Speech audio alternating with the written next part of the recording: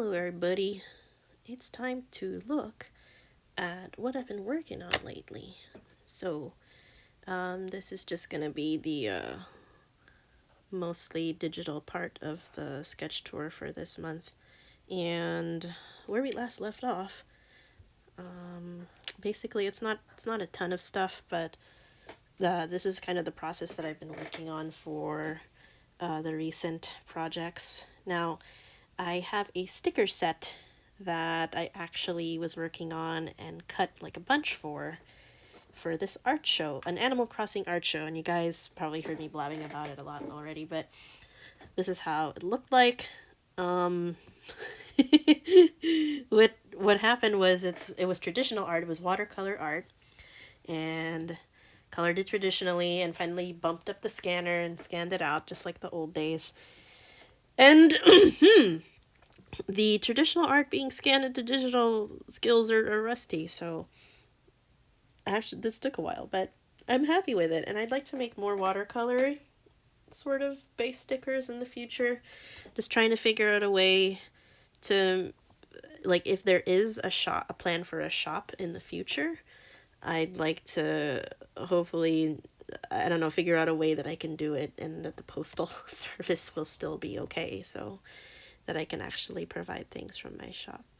I think I've loved Isabel for quite a while since New Leaf came out, and she's always been my favorite. Of course, I underestimated the fact that she would become everyone's little puppy dog waifu, and it's just like seeing the more unsavory parts of the internet depicting that. It's just like, oh, but I like Isabel the way she is, you know? And so this is her working at her day, and I think I will try to bump up the saturation as per usual because watercolor just doesn't come out right when you scan it, or maybe I just need to put the colors a little bit more saturated when they're first being made there. This is my new business card. I think, unfortunately, and I found this out, that some of the, butcher the image.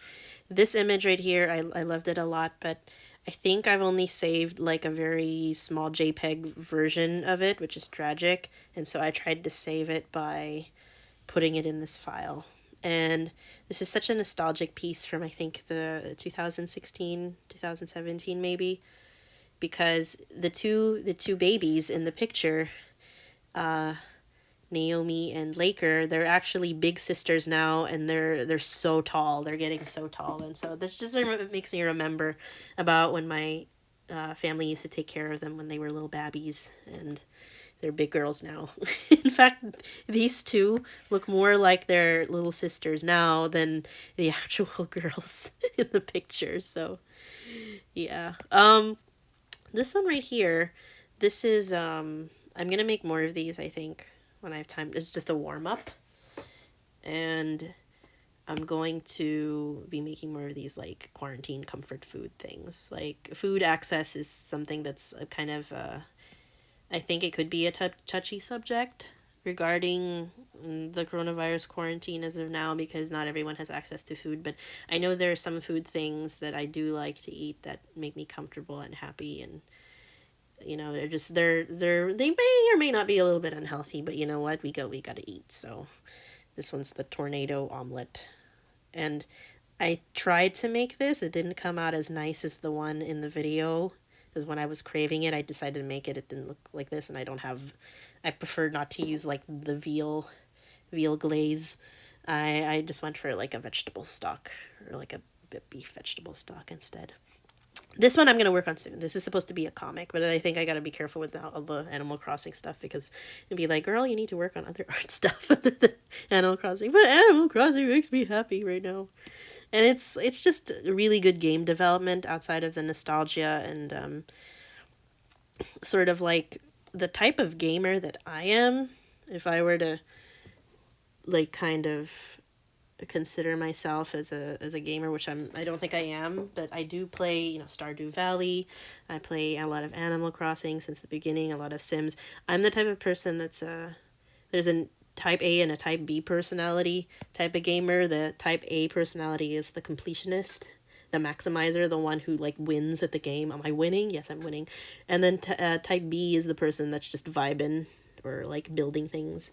And I'm definitely type B in a more extreme way in that I'm just in the game just to listen to the sound effects or just to see the side character doing the cutest things. Like I'm not in there to win because I'm not that good at grinding. And so, yeah, that's what I got to say about that. These type of games that the nurture creativity, dress up, create your own simulator games. Those are my jam. They're I'm the opposite of my fiance. He is a maximizer. He will complete the thing until there is nothing left to complete, and there could be an infinite amount of things. He will keep doing it even if he starts to hate it. That's so. Animal Crossing is not his type of game per se, but he got this for me, and I'm just so grateful because it's such a good game. It's so good. I'm gonna complete the little drawing of me and the butterflies right here. There's if any of y'all have Animal Crossing, then you know that if you go into the museum in the morning hours, and then all the butterflies are there in the butterfly branch of the museum, it's so beautiful, especially when you've collected more than 5 of them. There's like a bunch of them of the same species all flying around. It's very pretty. So I'm gonna start drawing that. Maybe I'll do that for this one. But oh, sometimes I like to hide layers in the hide other pictures in the layers. And I watched the video of the little baby girl that was saying that she's ugly, and the hairdresser or mom, I think it's the mom or the hairdresser saying, but she's so pretty, she's like the cutest little girl, and then she starts crying because, you know, it's ingrained sort of the ingrained misogynoir that comes up, and we live in a society, and so that made me kind of sad. But she's like really the cutest, and I drew this picture of her. It reminds me of the little sister of Laker. We did her hair in a kind of similar way at one point, and her mom was like, I'm gonna do it kind of in the same way now from now on because she likes that. I'm gonna color this at some point as well, after I finish this comic. Anyway, has anyone watched Osmosis Jones? I'm gonna spell it out right now. I know for some of y'all it's very obvious, but for others who's like, what's Osmosis Jones? Well, it came out in like the early 2000s. It's such a 2000s kind of like animation. It was a Warner Brothers animation, and it was about starring Bill Murray, and you get to in the inside of their body. It's like Cells at Work, except it was the original Cells at Work, and it was a really fun type of like 2D animated film.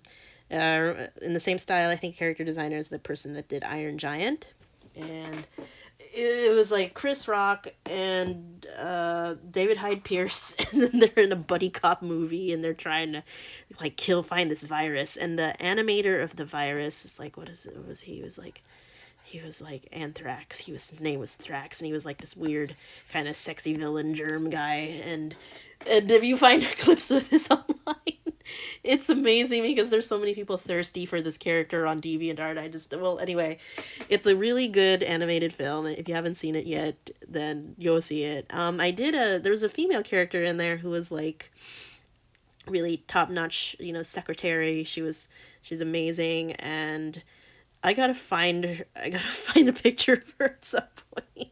And I did human versions of her because what they're doing, and I was like, oh, I gotta look at fan art. And they're making Osmosis Jones, like, he's coded as a black character in the show, and so is Leah, or Leela, this character. But everyone wants to make him white, and it's just so strange to me that it's like, you guys not seen it? This character is not white. Like, why are you doing this? And so I wanted to draw them, but like I should color that in too, to be honest. But I really liked her. She's cute. There was a lot of R&B for the soundtrack of the movie too, and I really liked that as well. It just brought me back to my middle school days. Oh, and I've been really happy about these sketches I've been doing. I think one of the main arcs of the story for okay, we gotta stop doing that. Main arcs of the story for Anino is that yes, they go through a character evolution where she's just kind of being bogged down by the fact that she has a pact spoiler alert, spoilers, with this little guy here, the ghost. And but it becomes like sort of a comfortable relationship, but where the ghost or the Anino doesn't really know who she is yet, who she truly was. And so what she's doing is that she's just happy to be in the company of someone who's alive again and has a way to figure out like who she was. And before all that happens, and it's like uh, painful as well as a relief, there's this like sort of comfortable lull, aka the filler section of the story where they're just having adventures. And but at what point does she realize like this is a human person that you can't just keep as a pet? This is a human person with abnormal abilities now that they're a ghost, so it's kind of like that. It's like, oh, I could keep her in like my little succulent tank, and he listens to me when I'm sad, and she does these cute little things that make me happy, but she's also her own person. And the sooner that she realizes this, the more she grows, and that you can't just control her anymore like that. And she wants freedom, and she wants to do things her way, and she's no longer just a pet. She's like a sibling at that point, and she has to exercise her own autonomy. So yeah. um Now this is something nice. I was watching a lot of like YouTube influencer beauty channels, and I realized, dang, whenever I draw human beings, I find myself always drawing people of the same age. Either they're young adults or very young teens, and it's like I gotta get better at drawing older people, or senior citizens. And so it's like I don't realize how much fun it actually is. That I used to draw a lot of old people. It's like y'all remember my Avatar days where I drew like the hot Avatar grandpas, but it's like, you know, like old ladies are so cool to draw. Like they're so, like, we live in a society, but like, it's people want to avoid drawing the elderly because it's like hard to draw the wrinkles. But and because how do we do that? But it's, I guess I don't have a lot of in-depth knowledge of anatomy enough to know where skin falls in terms of gravity. But I guess here, let me redline this real quick. I guess if we were to talk about this sort of thing, what I do, and this is, don't take this advice with a grain of salt, I just kind of, things kind of fall lower. I think I need to redo certain aspects of the face and look at more references, but you can still make them expressive. And certain things hang down, like, whereas they were perky, they kind of sag like that. I'm not being explicit in how I describe this, and like maybe she's like dreaming about. This is a Steven drawing that has nothing to do with what's going on here, but this is like the warm up page. But maybe she was like this when she was young. And maybe this is the boy she had a crush on, and she's, oh, when I was a young, I remember being young. But then she still has aspects of her face shape of when she was younger. She has a thin bridged nose and kind of like wide set owl like eyes, and long thin limbs, and that still shows up when she's an older woman. So yeah, it's like, who's this boy? We don't know, but there might be a story in there. That's the problem with me with when I develop characters. It's always character first and story after. It's not the other way around. It's like I build story around the character design, and that's not the wisest thing to do. But, I'm trying. These were the drawings that I did for the free live the other day, and or a couple weeks ago, and gosh, it's just so hard for me to draw things without narrative. I end up not, like, for the sake of for the sake of, the character design has to have a story attached to it. It can't just be like, oh, look at this pretty girl doing this thing. It's just difficult for me, but I want to draw for the sake of aesthetic because I'm drawing something pretty. And I gotta be better about that. Funny thing is that all my brushes kind of defaulted to a new sort of system, and I had to get used to it. And I realized one of my favorite brushes is the Ink Bleed. And so Procreate is such a blessing right now, because if I didn't have this, then I would have no way to create digital art or edit my work, because spoiler alert, my Photoshop just died. It's my computer updated to the Catalina system and it's not able to read my old Photoshop. And I've tried to fix it and it's kaput. But anyway, I am so glad I have Procreate with the pen. It's saved my life multiple times and I've never gone back since. I should, because I don't think Procreate has all the thingamabobs that help me to edit things for printing out zines and things like that. But this is not bad. It's pretty darn good for $10. Procreate is pretty good.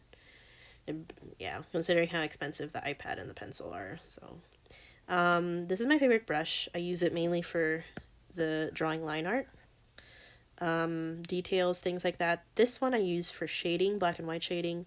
The same thing with dry ink, but I have to make it big for general sketching, and this is for stylized sketching, for like, kind of like brushy ink type of paintings that I like to do. This is the more chalky sort of art that I like to do when it's more like architectural.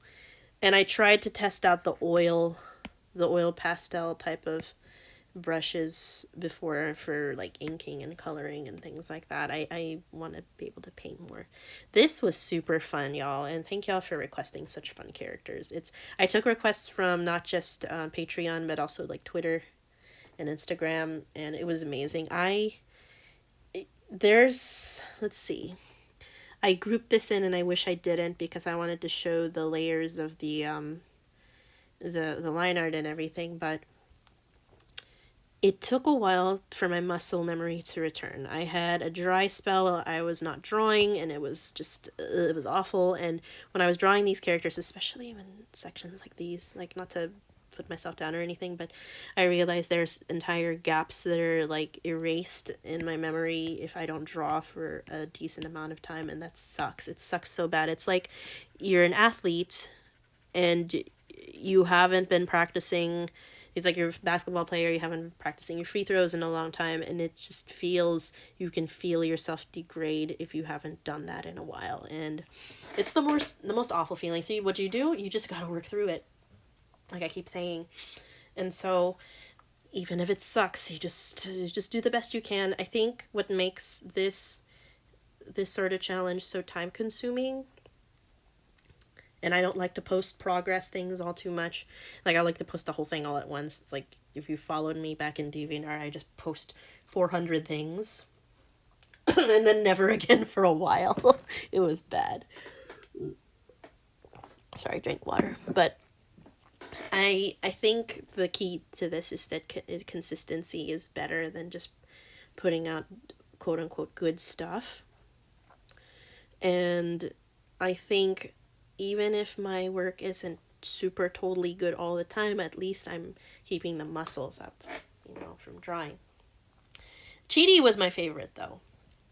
How do you make a live action character excuse me, how do you make a live action character sort of look different but fit within the realm of cartoon characters? Well, you make Cheaty look like Cheaty, like his garb and his facial expressions. He's such a good actor. William Jackson Harper, I think that's his name. And yeah, he's one of my faves. Next, I also really, really also like Jason and Janet. They're one of my favorites. If I were to do this challenge again, I'd definitely include them in there. They can be Razor and Aya because, weird, tragic asshole boy plus robot being. As Janet would say, not a girl. I'm not a girl. Speaking of robots, Sam is another fave. I like Cannon Busters, and it started out so well, but as an ending, I felt like it felt flat. I think what happened was that we were expecting dynamic character development between Sam and the other guy, the Mugen-like character, but nothing happened. I didn't want them to fall in loves with each other. I just wanted them to have, like, does he care about her as a person and a friend? Like, they traveled throughout all these episodes, and where was the growth? Where was the anime twist? Like, what anime twist? So I need to watch. I started watching Dororo again, so I want to thank another fellow artist, Gazenia, the artist that does the really cool Clone Wars fan art and other artworks. She requested Yakimaru from Dororo, and it's the new one, not the 1960s one, but the recent one from 2018. And it was just it's become one of my favorite animes. It's just so good, and mostly because it rides off the coattails off of the Osamu Tezuka manga. But y'all know Uncle Iroh. We love and appreciate him in this house. He's one of my favorite characters from Avatar. And I just kept thinking about Mako, the voice actor that passed away. I think after season 2, or after, in the middle of season 3, and he was just a, like, I'm gonna go on the soapbox for a second, but he was such a big proponent of like Asian American representation and American Hollywood movies and TV productions and just media in general. And there's a documentary when The Last Airbender BS came out, the live action movie, and we do not talk about that in this house, but when that movie came out, they made a documentary called The Slanted Screen, where when Mako was still alive, he was talking about how they would take white actors and they would put eyelid tape on their eyes to make them look Asian because they couldn't stand the idea of like an Asian actor or actress kissing a white actor and actress, and it was just like, ugh.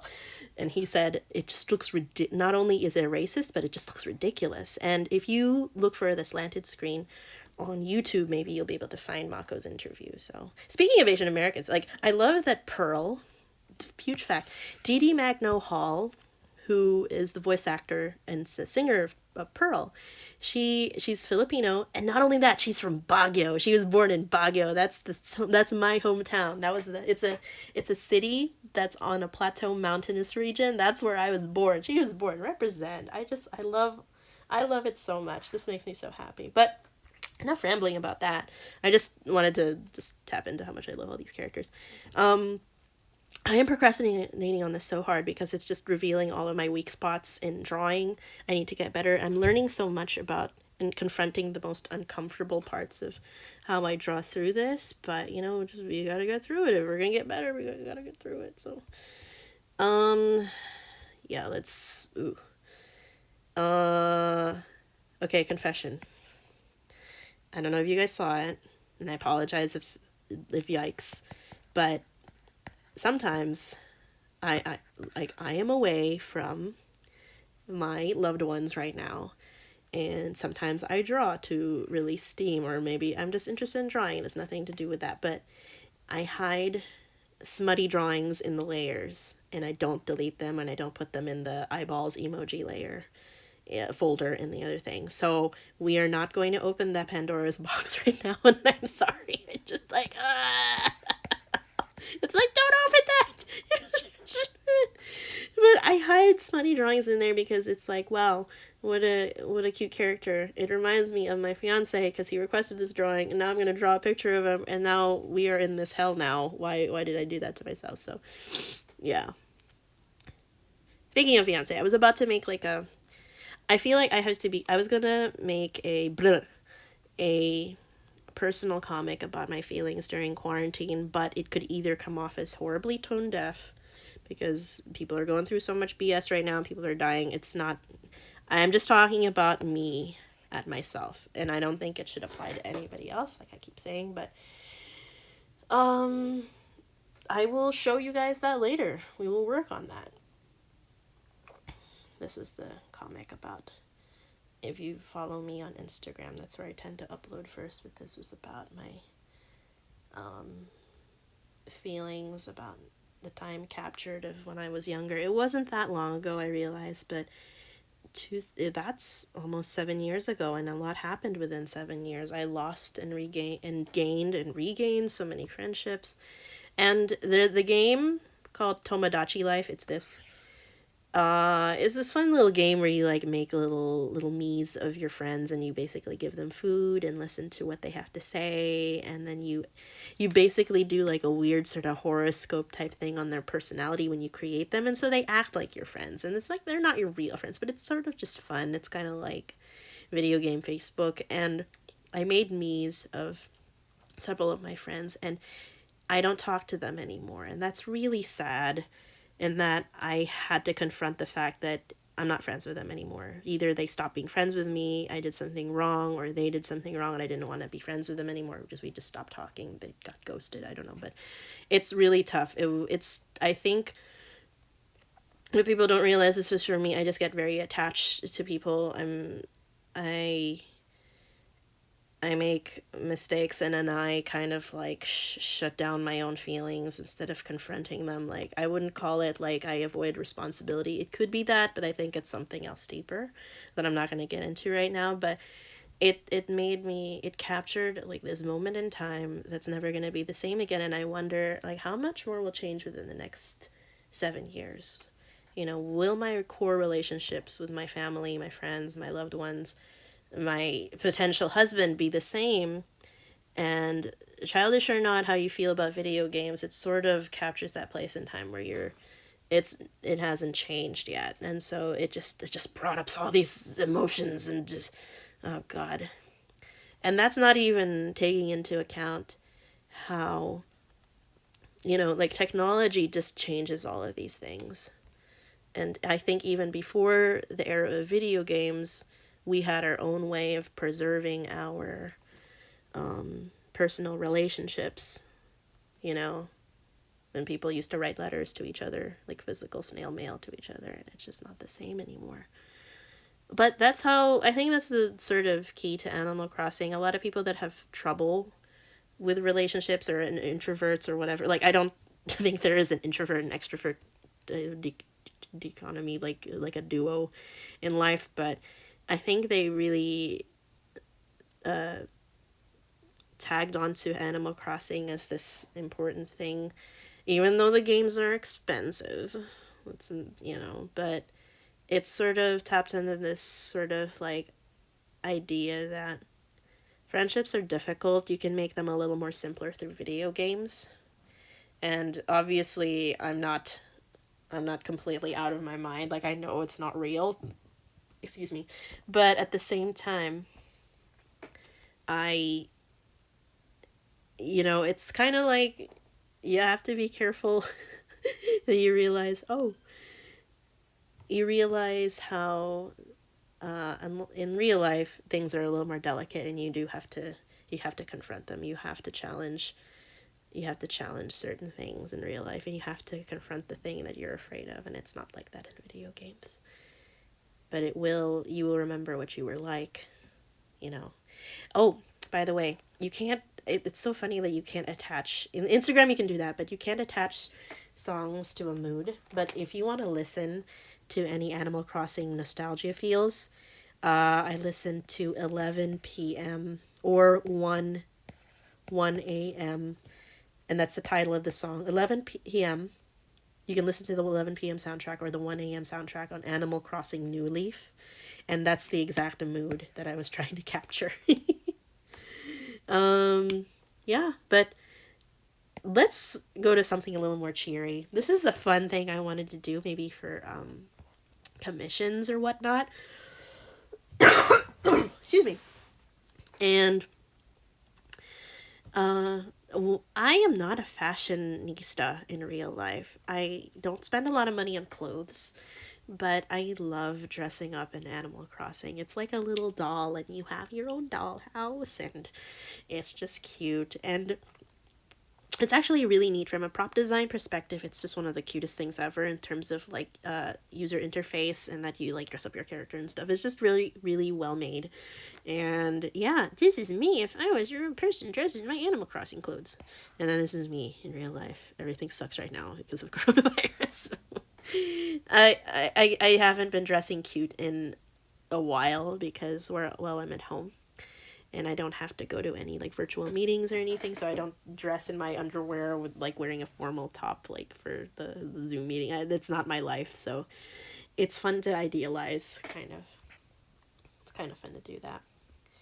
It's also sort of an exercise in how do you draw props in real time, how would they turn in 3D space, and I'm kind of having to remember all of that. I need to color this. Basically, the theme of this tour is I need to color this, the tour. But I'm gonna check in with y'all. There's a lot of fun stuff here that I need and want to complete.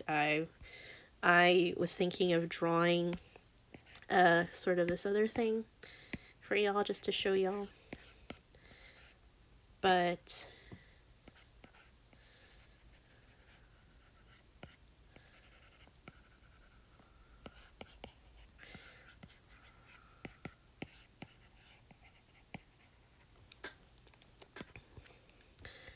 let's see.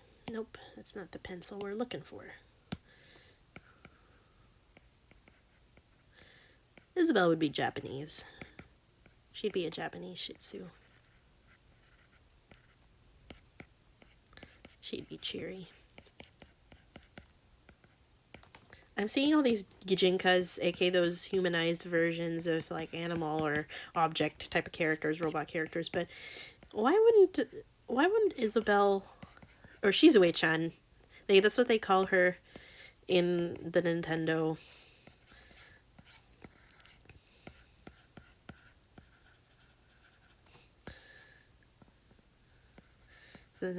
company. That's what they named her. Isabel. It came from Isabel, from her little. I've been seeing a lot of the dudes, but no one's drawing the women. It's like, where are the girls? Where are they? She'd be wearing little earrings, yeah. It's like, oh, thank you, Mayor. Now, I've seen a lot of, like, this is Isabel art. The human version. She's still a dog somehow. It's like y'all, the heart wants what it wants, but this is not my thing. I'm sorry. I love Isabel with all my heart, and I can't think of her that way. I'm sorry. The apologies. I'm sorry. She's an older woman. She's in her 40s, and she's very sweet. And I saw this post, like, she'd be the type of person who'd be like, "Oops, I'm gonna scooch on past you." Maybe like Leslie Knope from Parks and Recreation. But I can't. I want to see her as Asian because she's from an Asian video game, y'all. It's like, of course I do. Of course Kim does. Thank you, Mayor.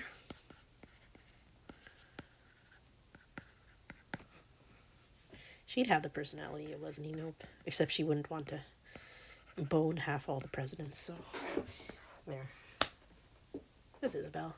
All right, y'all. I'm gonna talk to y'all later, and thank you for stopping by and looking at my arts for this month. Bye.